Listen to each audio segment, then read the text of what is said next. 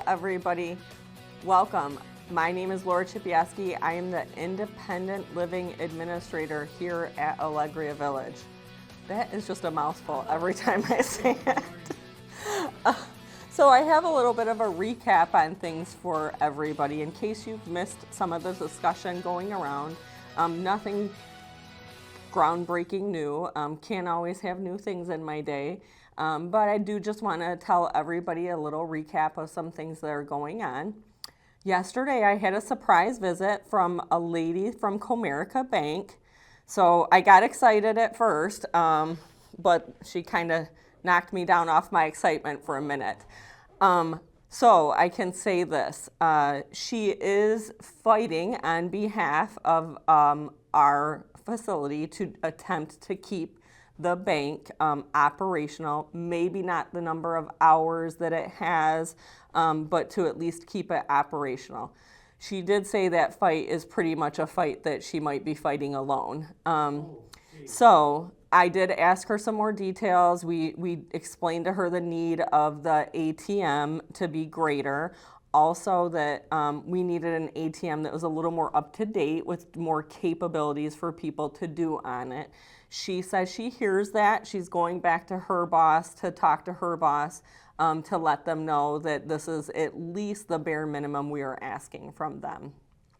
She did also let me know that the two ladies that usually are in the bank that are doing the banking with you will be at the Michigan Avenue and Mercury branch. That is apparently the home branch connected to our branch. So we talked about a couple different options.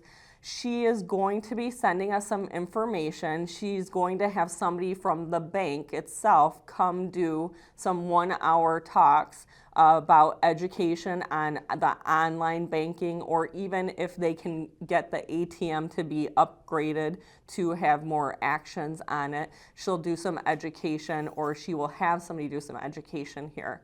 So we are waiting to hear from her. I don't know how fast she's going to get me this information, but obviously I should have probably started with the, if you didn't know, Comerica Bank is planning to leave June 5th, I believe it was, but they sent everybody the letters. So where are we with other banks? We're having a very hard time. Obviously, banking is not expanding, it's decreasing. They're decreasing their locations. We know that we are looking at credit unions also, because credit unions are more local and they seem to be more involved in the community.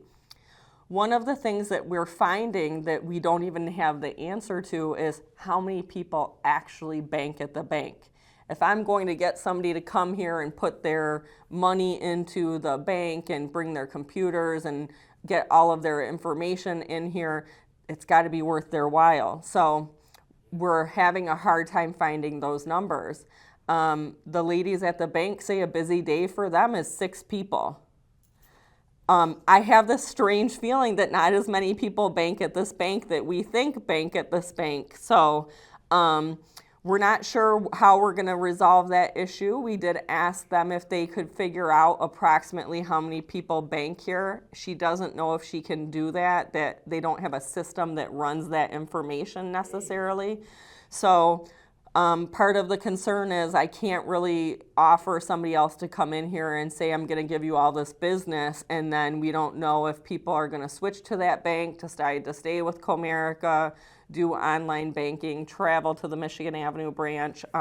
So those are just kind of some of the things out there. I hope I'm not putting information out there that stresses everybody out. I'm just trying to be transparent with where we are in the process. So we are working on some ideas on how to get some better information and to make things a little more enticing to a new bank. And when we get those ideas, if we need any assistance from you to tell us, yes, I bank there or whatnot, then I definitely will let you know. So more to come on that. The carryouts, the famous carryouts out of the dining room.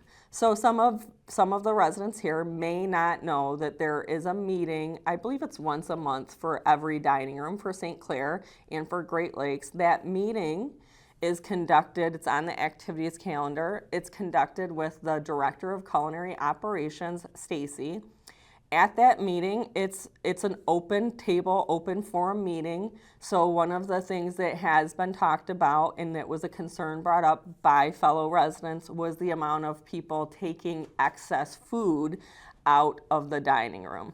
Obviously, with food costs being so high, this is a concern that people have because they don't want to see food costs go up to make up for that. There's no talk on our end right now about any changes for food costs. The most that we would have to do is try to eliminate some things that are high dollar value that we just couldn't put out. We've heard everybody's concerns. We are researching some different options, but basically we plan to have a full set plan that differentiates St. Clair and Great Lakes and touches on all the options.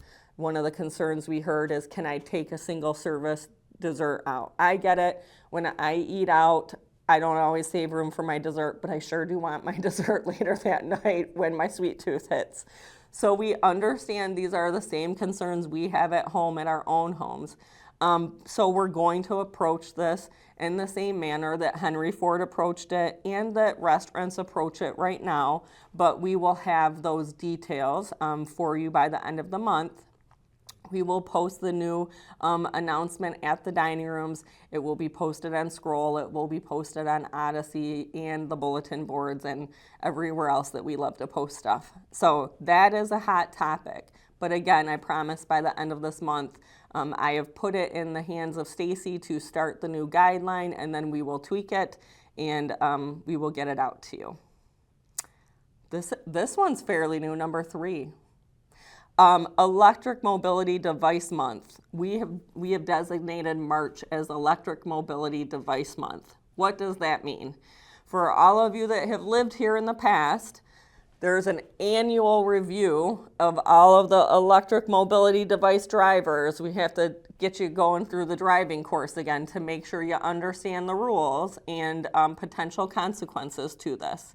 So all of electric mobility devices should be registered with security. You have to go through a little driving course test to say that you understand and to make sure that you're not running the pedestrians over. We just want to advise you right now that the reason that we're doing this and that's being revamped is there's a number of people that see that straightaway and they think they're on Southfield and they're gunning it. We need you in turtle mode at all times. They get out of control and run into walls. I'm sure you've seen it. And also you run into other people. So if you run into another person here and you harm them, you are at risk as you would be in any other public area for them to sue you, not me, I'm not the driver, but sue you and take you to court for whatever there is that they need, whether it be insurance didn't pay for something, whatever it may be, pain. I'm not saying that to be silly, it's the truth. Sadly, some of those devices, they're hefty. And if you run into somebody in the wrong way, you could very much hurt somebody. You could hurt yourself too. So while we appreciate some of you need to use these devices to get around and nobody is saying not to, we need you to be responsible with those devices. We need you to slow down, even on the straightaways when you don't see anybody, because reaction times on stopping those when somebody walks into your path is not as good as you think it's going to be. Slow down on corners. When you're coming around the corner, you should take it wide. You should stop at the corner and look. I've almost been run over by a couple people coming around the corner. I can jump out of the way pretty quick. Pedestrians have the right of way. You can't get crazy on those wheels and think that you're just going to plow through the crowd and shove your way through. Pedestrians have the right of way just like they do out on the street. So those are some of just the things that we're going to be touching base on. We're also going to go over the consequences. So we're getting those ironed out right now. Well, I cannot take away somebody's mobility. I would not do that. That is not the fair thing to do, and it's illegal. So I'm not trying to do that. I can ask you to go back through the course. We can fine you, and ultimately you could be evicted if you're caught damaging property or hurting somebody or with the potential to do it. So if we give you a ticket, so to say, which we're going to be looking at our system on how to record that, if a staff member sees you going too fast, or we identify a group of people has been able to witness that you were the one that turned the corner and ran into the wall and put the big old hole in it, we're going to be looking at giving out warnings, tickets, fines, and eventually it could be an eviction. I know some of you think that sounds extreme, but the reality is it's not a toy. It can hurt people.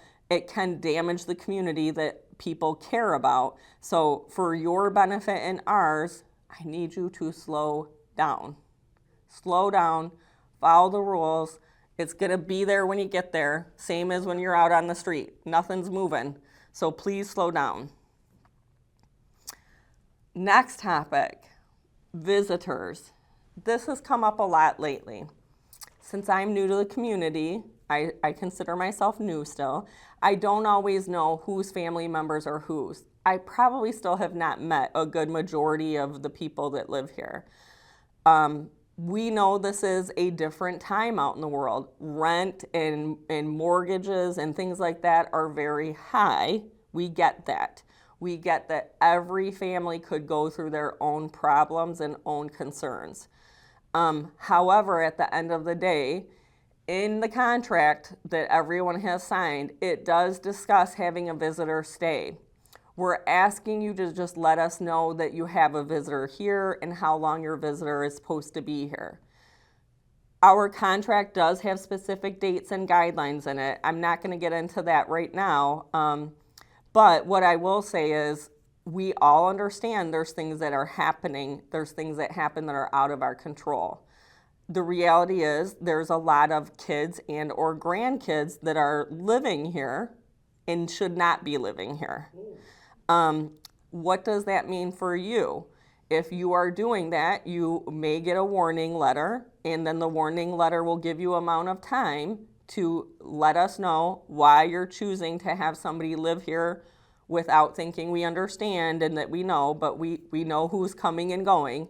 It may result in you getting the second person fee, or I don't know, there's a third person fee that you don't see it very often, but it may result in some other things as well.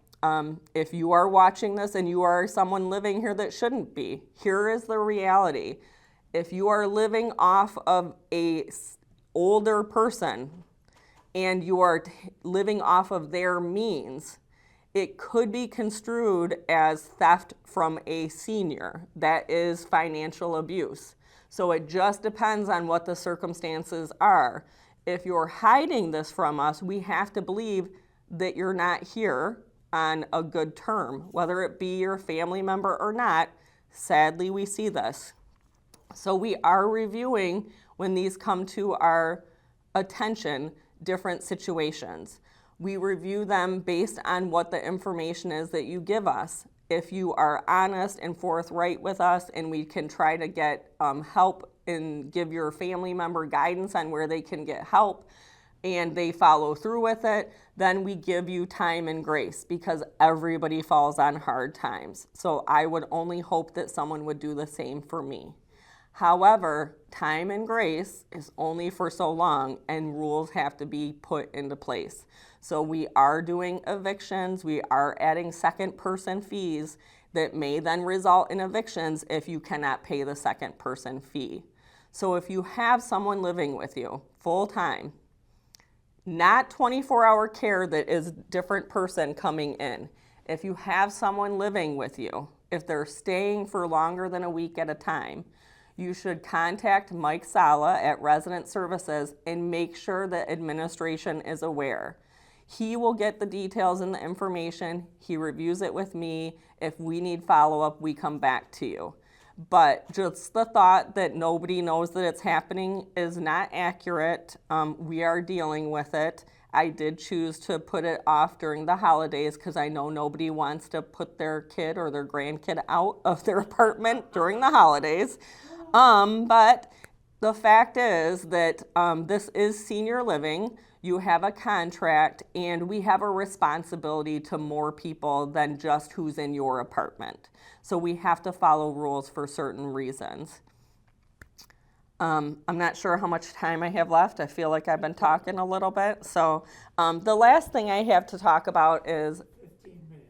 okay, I got 15 minutes. I can talk for 15 minutes or less. The last thing I wanted to talk about is if you missed the resident council meeting or you did not get to see it, we are doing a reboot. What does that mean? Why are we doing a reboot? Many of you know the history, some of you don't know the history, some of you know the grapevine history.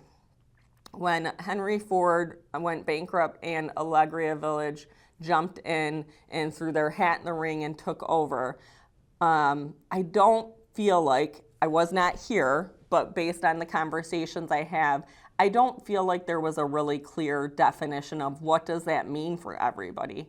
What does that mean if you lived here? What does that mean if you work here?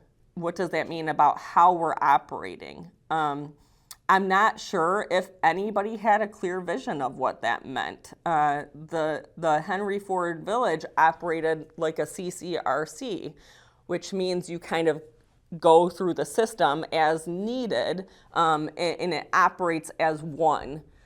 Allegria Village operates as 3 separate entities, so that does make things a little bit different. It means that there's not as much, I'm not sure how I want to word this, didn't think this one through. There's not as much leeway and grace in some of the things that occur. So by that, I may mean that there's, with a CCRC and you have a buy-in, if you run out of money and you live another 15 years, you live for free. That's fantastic that you outlived your money and you were doing great. Okay. With individual entities, it's not so cut and dry. Now, there has been a promise made to legacy residents that they will do everything they can to honor them being able to stay here, which I have seen done. So I have seen them do that in different ways. But what does that just mean day to day? What is the difference between Henry Ford Village and Allegria Village? Is there a difference? There is a difference. A not-for-profit and a for-profit operate differently. Just the sheer amount of staff that we have here is night and day different probably from about 5 years ago. That's just an operational thing. You can't just pay staff to kind of stand around or to wait for something to happen.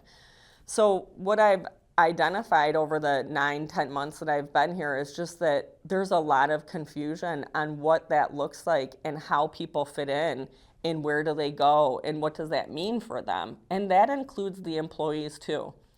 So I've been taking time to get to know all of the departments in and out. We've been trying to reform some of the things they've been doing to make sure that they're on the right path and they're getting things done.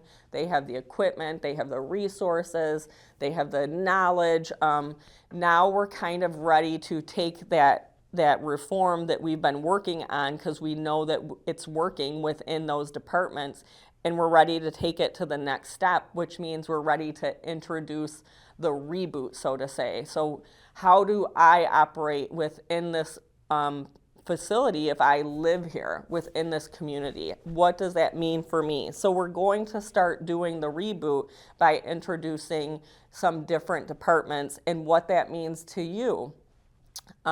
Resident life is one of the big ones.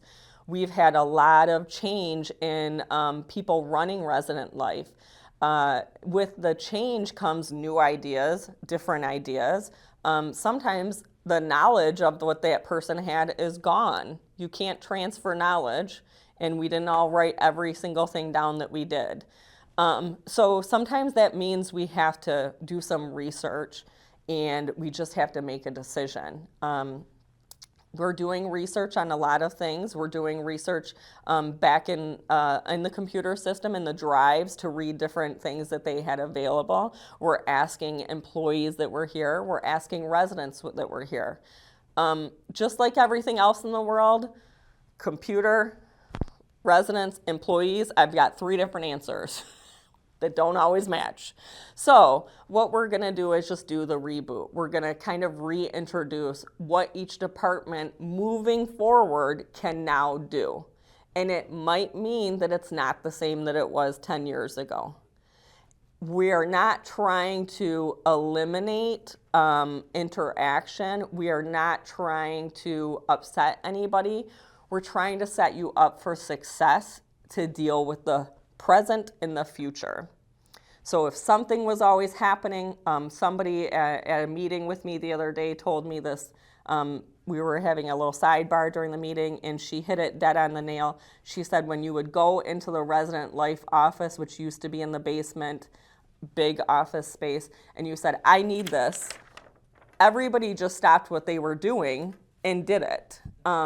So we've taught people, we just have the time to stop and do something. We don't have that same amount of time. There's not the same amount of people, and the people here have different job duties maybe than they had in the past. They're a little more defined. So we don't necessarily have the time for that. And when we're saying we can't do that, not everybody is understanding. We just don't have the time to stop what we're doing. So when we do this reboot for every department, what we're focusing on is not just those that have the loudest voices, not the most persistent. We're focusing on the community as the whole. Who is it that we don't always hear from? Who is it that we don't always see? How are we meeting everybody's needs fairly? Because just the loudest person getting their needs met and other people's being pushed to the side is not fair, and that's not what we're here for. We are here to meet as many people's needs as much as possible in the understanding that we are technically a resource to you. This is your community. We are a resource to you, but we are writing the rules on how that resource works. So we will be rolling that out shortly. Tamatra has been locked away in her office writing out some different things, and we've been meeting about it. She has a good set of ground rules. We'll start with them, and hopefully I'll be able to follow up with rolling out building services right away, letting everybody know all the questions that they may have, which kind of leads me to this random segue. The town hall questions that we've been asking for, believe it or not, we have gotten hardly any questions, which is kind of strange. So everybody has questions, but we ask for the questions to come to us, and there's no questions coming to us. One of the things that I did, because I'm not going to give up that easy, is I asked every building department to give me their top 3 to 5 questions that are constantly being asked of them, or the top questions that are out there that people don't know the answer to. Maybe it's an item that has gone away to the wayside since 2017, but there's still 3 or 4 people that are bringing that item to light. We're going to look at all the questions that they bring to us, and if any of you send us questions, we've asked for them to be sent to Mike Sala. Christian will put his email up on here. We're going to put all those questions together. We're going to have the answers, and then we're going to talk to everybody about that. So the town hall is not as much a back and forth. Don't save your questions for there, because we might not pass the mic for questions. The reason that we're doing it this way is when we have an open forum, a lot of people like to ask a question that pertains to just them. And because we're trying to meet the community's needs as a whole, we're going to continue to stand by. If you have questions pertaining to just you or you and a friend, we're not going to put it out there for everybody. We need you to talk to somebody about that individually. It be the department head, or Mike Sala in resident services can help direct you. Kim Murphy can help direct you. I see you in the hallway. I can help. But we are going to do the town hall as what pertains to the whole. There will be a separate one. There will be 55 plus, and there will be IL. When we put everybody in the room together, it just gets confusing. People don't know if I was talking about 55 plus or if I was talking about IL. Then comes the argument about why is there 2 different programs. we keep going down these roads, but we're not getting anything solved. So we're going to go down this path a little bit differently. We're going to do 2 separate meetings, and we're going to keep those meetings separate. It's not going to be guest appearances from one or the other because you're not making it to this one or that one. They're separate for a reason. You have separate rules. You bought separate packages. They chose separate packages. The residents chose. Nobody made them choose a specific package, and nobody is making you stay in that package. You can choose to go up. You can choose to go down. There are some rules about it, but there's choices, and people have made their choices. So we're going to continue to do the separate packages. We're going to continue to do separate information because it just works easier than combining the information. If you live in the IL, I don't need you to sit home and stress how is the 55 plus knowing this if they don't have. That's for me to stress about, not you. Let me stress about it, and we'll take care of that on our end. There's obviously a lot of people that live here that ran things in their lifetime, and they may have ran them well, and they may have ran them better than I will ever run anything. But I'm making some rules here, and I'm asking everybody to let us run the things that we need to run, because this is why we're in the whirlwind right now. We have a lot of chiefs. We have a lot of cooks. We'll go with the cooks because that's not as touchy as a topic. We have a lot of cooks in the kitchen, and too many cooks in the kitchen. And we need some of the cooks to retire, and we need some of the cooks to step up. Some of our employees have been a little bit afraid to step up and say what needs to be done or say what they think because they're so worried they're going to actually hurt somebody's feelings. Nothing here is personal for us. When we're making a rule, I'm not making a rule like, I just don't like that Chuck guy. I'm going to make this rule to make his life horrible. It is not about one person. We are doing the rules as the community as a whole. This is why it takes a little bit of time sometimes for us to put these rules out. So again, the reboot, the town hall, those are all important things for you. I'd like to say that they're all going to be ironed out at the same exact time. They are slightly different, but they do overlap with the concerns. So if you have anything that you've been wondering about, any questions at all, they can be small. Don't feel embarrassed to send them to Mike. You can meet with him if you want to also. He asked to not write anything and put it under the door, especially not anonymously, because there's always context behind what you have. And again, we have a lot of IL people asking questions for 55 plus. I need the IL to stay in the IL, and the 55 plus will ask their own questions. They may not have the same concerns that you have for them, but they're all grown. They all sign their own lease, and we're going to handle their departments separately. So I hope I didn't ruin anybody's day with all that information. I love you all. Swear to God, I love you all. And I am doing my best to get this train on the right path and to get us out of that whirlwind. So everybody stay indoors because it's way too cold out there.